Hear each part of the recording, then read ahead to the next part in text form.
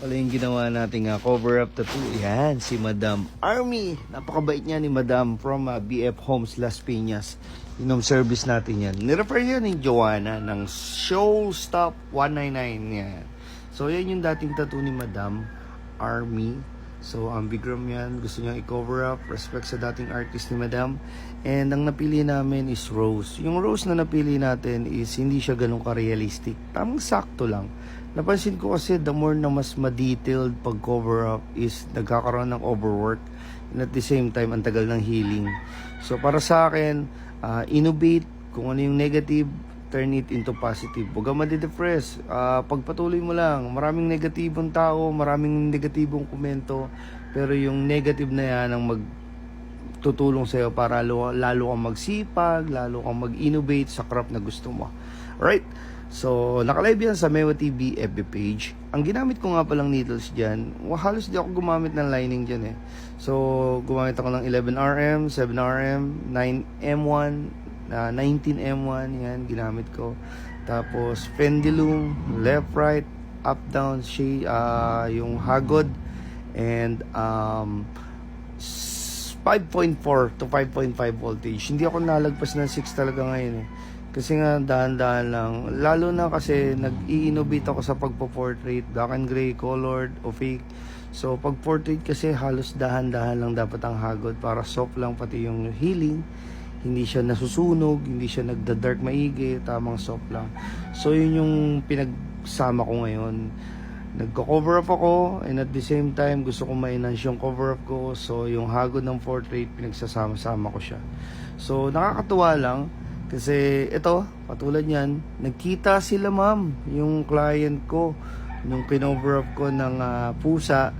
Tapos, si ma'am, nagkita sila kagabi. Tapos nakita rin ni Ma'am Army, yung tattoo ni Joanna na kinover up natin ng mic na may wings sa likod. So, nakita nyo yun, pinost ko rin yun. Nakakatuwa kasi gusto kong mapakita sa mga client ko na nagpo-portrait ako, yung smooth shading, yung smooth na hagod. Tapos, ang galing, nakukuha ko siya sa pagko-cover up, lalo kung na-enhance yung cover up skills natin.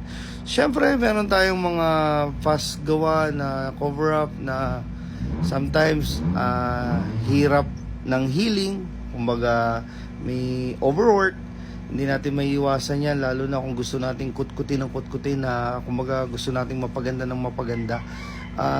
50-50 ho kasi yun eh. Minsan yung sobrang low voltage mo tas kinukutkut ko, depende kasi sa healing, depende rin ang pagpapagaling kasi ng tattoo, depende sa client eh. Sometimes yung 30% to 40% sa pag-aalaga rin eh.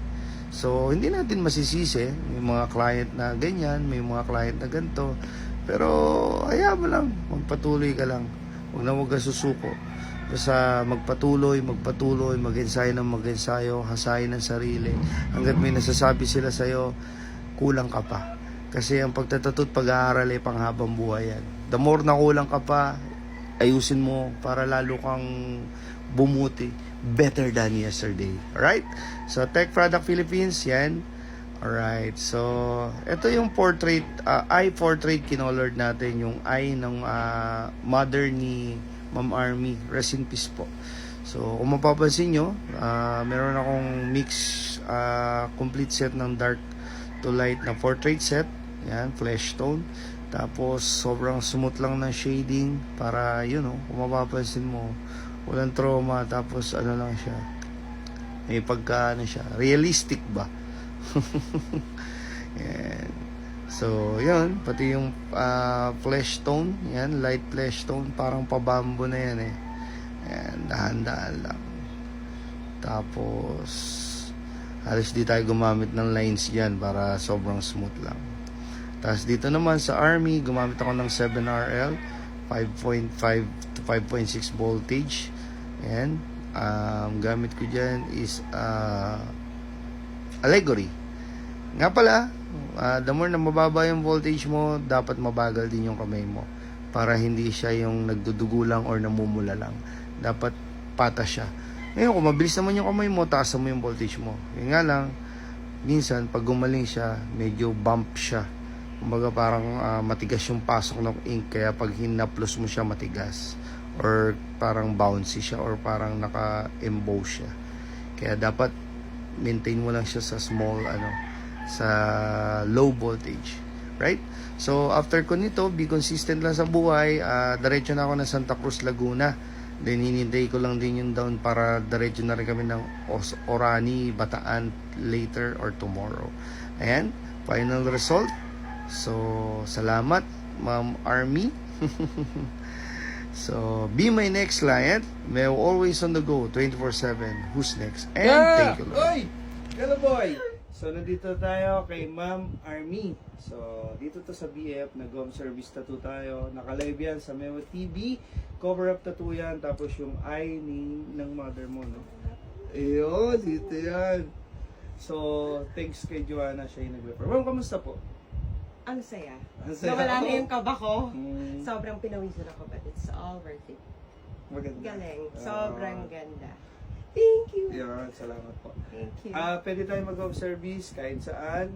And happy birthday nga pala sa anak mo. Ano pangalan nun? Matt. Matt. Happy birthday, Matt. Yan, happy birthday. Yun, be my next client. Thank you mo, salamat. Thank you. Susunod. Dami pa? Dahil pa. Yan.